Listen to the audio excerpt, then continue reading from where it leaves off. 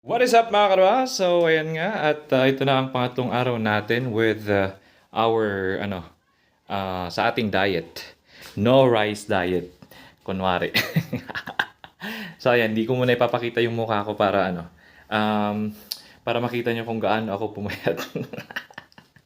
So I'm eating everything. Kinakain ko lahat-lahat maliban sa rice. So ayun, tignan natin kung anong magiging epekto after 1 month. At dahil wala tayong pambili ng pagkain, kasi dati bubusog na ako sa rice lang eh. Nakita ko to bukas tong bahay na to. Ayan, 'di ba?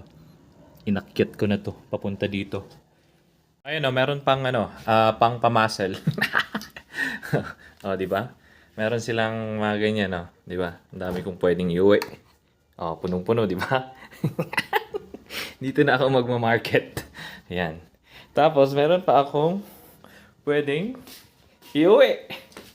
Yan iuwi ko yan. Gawin kong siopaw.